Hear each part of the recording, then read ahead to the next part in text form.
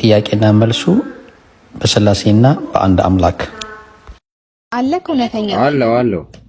አሁን የፈለከውን ጥያቄ አጵሎስን ጠይቀው 5 ደቂቃ ሰጣለሁ። እሱ ደግሞ መልሶ ይጠይቀሃል። አሁን ባወራው ላይ ጥያቄ መጠየቅ ትችላለህ። ኦኬ እንግዲህ ስላሴ የለም ብሎ ነው የሚያምነው እና እንደዛ ከሆነ ኢየሱስ እንዲህ ብሏል፣ እኔ ድል እንደነሳው ከአባቴም ጋር በዙፋኑ ላይ እንደተቀመጥሁ ዘፍጥረት ራእይ 3:22 ላይ ነው የሚለው። ድል ለነሳው ከኔ ጋር ይቀመጥ ዘንድ ሰጠዋለሁ ብሏል። ስለዚህ የአካል ሶስትነት ከሌለ ኢየሱስ ከአብ ጋር ተቀምጧል የምንለው ከየታም መጥቶ ነው? ኦኬ እኛ መጽሐፍ ቅዱስ ውስጥ ስላሴ የለም ማለት እንጂ ኢየሱስ ክርስቶስ እና አብ በአካል ሁለት አይደሉም አላልንም። ኢየሱስ ክርስቶስ ሰው ነው፣ አብ አምላክ ነው። ስለዚህ በአካል ይለያያሉ።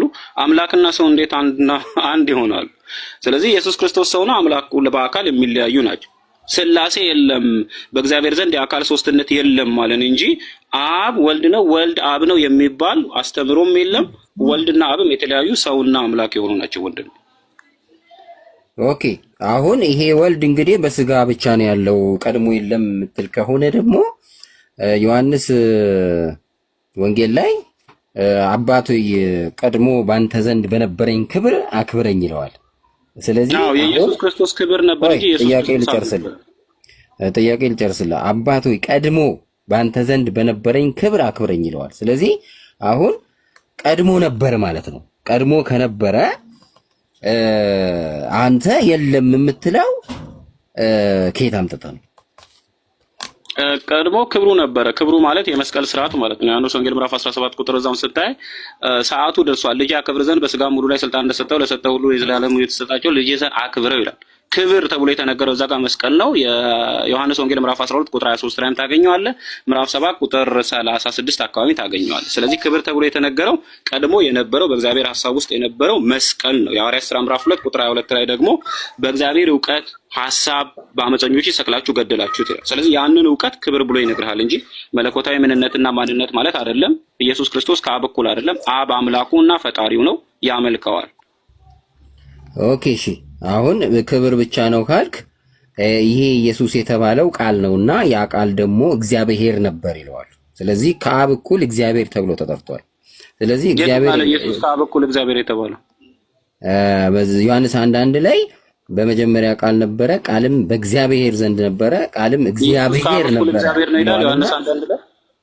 ቃልም እግዚአብሔር ቆይ ልጨርስልህ ጥያቄው።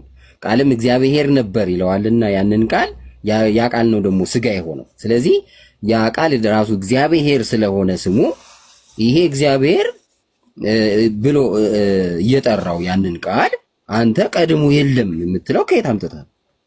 በመጀመሪያ ደረጃ ዮሐንስ 1:1 ላይ ቃል ኢየሱስ ክርስቶስ ነበር፣ ቃል እግዚአብሔር ወልድ ነበር፣ ቃል ልጅ ነበር የሚባል ነገር የለም። ወንድማችን ከየት አምጥቶ እንደሚጠይቅ አይታወቅም።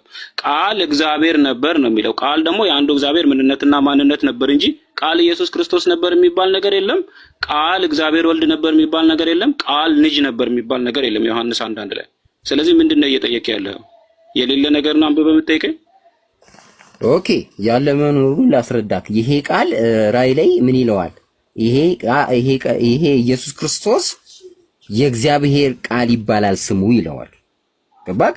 ስለዚህ ኢየሱስ ክርስቶስ የእግዚአብሔር ቃል ነው። ይሄ የእግዚአብሔር ቃል ደግሞ በእግዚአብሔር ዘንድ ያለው የእግዚአብሔር ቃል ራሱ እግዚአብሔር ነው ብሎታል። ስለዚህ እግዚአብሔር ከሆነ ፐርሰናሊቲ ያለው ማለት ነው። ፐርሰናሊቲ አለኝ እያለ ቅድመ ዓለም አንተ የለህም የምትለው ከየት ነው? በመጀመሪያ ዮሐንስ 1:1 እና ዮሐንስ ራዕይ ምዕራፍ 19 ቁጥር 13 የሚገናኙ ነገሮች አይደሉም። ዮሐንስ ወንጌል ምዕራፍ 1:1 ላይ ያለው ስለ ዘር፣ ስለ ቃል ክርስቶስ ስለሚወለድበት ስለሚፈጠርበት የእግዚአብሔር ንግት ወይንም ሎጎስ ነው። የዮሐንስ ራዕይ ምዕራፍ 19 ቁጥር 13 ላይ አካል ኖሮት ኢየሱስ ስለተሰጠው ስም ነው። የማይገናኝ ቃል ወይንስ ቃል ስለሚል ነው? ሁለተኛ ዮሐንስ 1:1 ላይ የእግዚአብሔር ቃል አይደለም የሚልህ ዮሐንስ ራዕይ ምዕራፍ 19 ቁጥር 13 ላይ ስሙ የእግዚአብሔር ቃል የተባለው ለኢየሱስ እንጂ ዮሐንስ 1:1 ላይ ኢየሱስ የሚባል ነገር የለም። ስጋ ሳይኖር ኢየሱስ የሚባል ነገር ሳይኖር ቃል ኢየሱስ ነው ትላለህ እንዴ? ዮሐንስ ራዕይ ላይ ደግሞ ኢየሱስ ለተባለው አካል የተሰጠ ስም እንጂ እግዚአብሔርነት አይደለም። ወንድሜ የማይገናኝ ነገር ነው እያገናኘ ያለው። እንደሚገናኝ እኮ አሳየውክ። ይሄ በመጀመሪያ በእግዚአብሔር ዘንድ የነበረው እግዚአብሔር ይባላል ተብሎ ተጽፏል። ያ ቃል እግዚአብሔር ነው ተብሎ ተጽፏል። ዮሐንስ 1:1 ላይ ኢየሱስ ስጋ ነበረው እንዴ? ቆይ ላምጣልህ፣ ልጨርስ ጥያቄን። ይሄ በመጀመሪያ በእግዚአብሔር ዘንድ የነበረው ቃል ራሱ እግዚአብሔር ነው ተብሏል። ይሄ ቃል ደግሞ እግዚአብሔር የነበረው ቃል ሰው ሆኗል። ይሄ ሰው ደግሞ ማን እንደሆነ ታውቃለህ? ኢየሱስ እንደሆነ አውቃል። ይሄ ደግሞ ሰው የእግዚአብሔር ቃል ተብሎ ተጠርቷል ራእይ ላይ። ስለዚህ ቀድሞ በእግዚአብሔር አብ ዘንድ የነበረው እግዚአብሔር እየተባለ አንተ እንዴት ነው እግዚአብሔር ፐርሰናሊቲ የለውም የምትለው ነው ጥያቄ። ደቂቃን ጨርሰዋል። መልሰውና ጥያቄውን ወደ አንተ እንሄዳለን። ጥያቄውን መልሰው ደቂቃውን ጨርሰውታል። እውነተኛው አሁን ቤሪያ ይቀጥላል አይደለ? እንደዛ ነው ዳሪያ። አዎ 5 ደቂቃ አለክ። እውነተኛው አሁን ጥያቄውን መልሶ ወደ ጥያቄው ሄድ። ጥያቄውን መልሶ ወደ ጥያቄው። እሺ እውነተኛው የኢየሱስ አምላክ ማን ነው? መጽሐፍ ቅዱስ እንደሚናገረው የኢየሱስ አምላክ የለውም። የኤፌሶን መልእክት ምዕራፍ 1 ቁጥር 3 እና ቁጥር 17 ላይ የኢየሱስ ክርስቶስ አምላክ የተባለው ማን ነው? የኢየሱስ ክርስቶስ አምላክና አባት ማለቱ አምላክ ማለቱ ሳይሆን ማን ነው ነው እንድተረጉምልኝ ሳይሆን ቃሉ እንደሚናገረው አምላክ የለም አልክ። ቃሉ ደግሞ አምላክ አለ ይላል። ማን ነው እሱ አምላክ የተባለው? እኮ አምላክ የሚልህ አንተ በምትተረጉመው አይደለም። እኔ የሚገባኝ ገባክ? እኔ የምረዳው አምላክ የሚልህ በስጋ ማን ነው ነው ከመላእክት ሁሉ በስጋ ከመላእክት ሁሉ በጥቂቱ ስላነሰ አምላክ የሚለው በስጋ መገለጹን ለመግለጽ እንጂ ፍጡር ነው ለማለት። ለምንድን ነው አምላክ የሚለው አይደለም ጥያቄው። አምላኩ ማን ነው ነው? አምላክ የለውም አልኩህ እኮ ራሱ አምላክ ነው። ኦርቶዶክስ መልስ የላትም ነው። በሁለተኛ ደረጃ መጽሐፉ ቀጥታ የመካድ አስተምሮ ማለት ነው። ትሪኒቲ ማለት ያዙልኝ። ሁለተኛ ኢየሱስ ክርስቶስ የኤፌሶን የዕብራውያን መጽሐፍ ምዕራፍ 1 ቁጥር 13 ምዕራፍ 2 ቁጥር 13 ላይ ስምህን ለወንድሞቼ እነግራቸዋለሁ በማህበር መካከል በዜማ አመሰግናለሁ አለ። ኢየሱስ ከወንድሞቹ ጋር ሆኖ የሚያመልከው አምላኩ ማን ነው?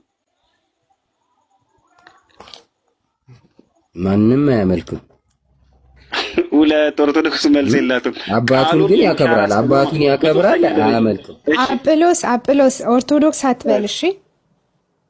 አይ ኦርቶዶክስ ማለት ቀጥተኛው አስተምሮ መልስ የለውም ነው። እኛ ቀጥተኛ አይደለም። በቃ ኦርቶዶክስ አትበል እሱም ብቻ እሺ። አታክ አትደረግ። እሺ አይ አታኪንግ አይደለም። እሺ ቀጥል።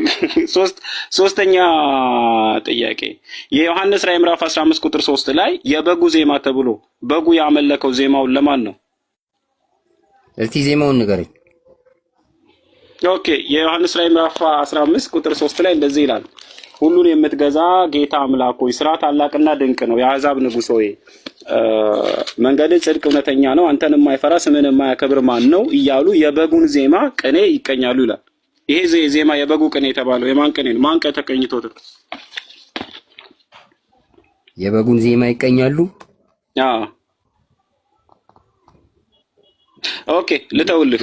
የዮሐንስ ወንጌል ምዕራፍ 4 ቁጥር 22 ላይ እኛ ለምናውቀው እንሰግዳለን ሲል ኢየሱስ ለማን እሰግዳለሁ እያለ ነው? ኢየሱስ ይኸውልህ እንደ ሰውነቱ እስከመጣ ድረስ ለአስተምሮ ስለመጣ ከእኔ ተማሩ እስካለ ድረስ መስገድ አለበት። ስለዚህ ሰግዱ። ለማን ነው የሚሰግደው? ማንን ነው የሚያመልከው? ሰግዷል፣ ግን አምላኩ ስለሆነ አይደለም የሰገደው ለአስተምሮ።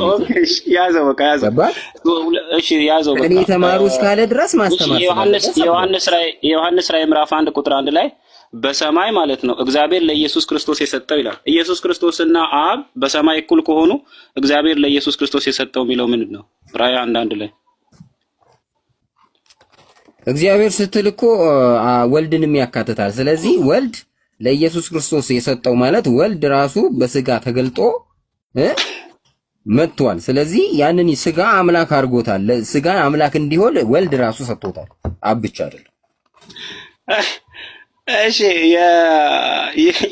የዕብራውያን መጽሐፍ ምዕራፍ 3 እና ምዕራፍ 4 ላይ ኢየሱስ ክርስቶስን ብላቴና ወይንም ባሪያ ብሎ ይጠቅሰዋል። ኢየሱስ ክርስቶስ ባሪያ ወይንም ብላቴና የተባለው ለማን ነው እንዴ? ባሪያ ቢለው እኮ ምንም ችግር የለውም እኮ። አሁን ይኸውልህ እንደ ሰው የባሪያን መልክ ይዞ መጣ ይለዋል እኮ አይደለ? የባሪያ መልክ የተባለው የሰው ልጅ ነው። ስለዚህ እንደ ሰው መገለጡ የሰውን ስራ ሁሉ በመስራቱ ባሪያ የተባለው በዛ የተነሳ ነው እንጂ አምላክ አይደለም ለማለት አይደለም። እንደ የሰውን ስራ ሰርቷል ለማለት ነው። እኔ አልቻልኩም ማለት። እሺ የኢየሱስ ክርስቶስ ስጋ ፍጡር ነው ወይንስ ፈጣሪ? የኢየሱስ ክርስቶስ ስጋ ፈጣሪ ሆኗል። የፈጣሪነት ኃይልና ስልጣን አግኝቷል። እንዴት አግኝቷል ካልከኝ አባት ሆይ በአንተ ዘንድ በነበረኝ ክብር አክብረኝ የሚለው ይሄ የለበስኩት ስጋ ከመጀመሪያው እኩል ይሁን የሚል ጥያቄ ነው የጠየቀው። ለዚህ ለሚሰሙት ግን እሱ ያውቃል።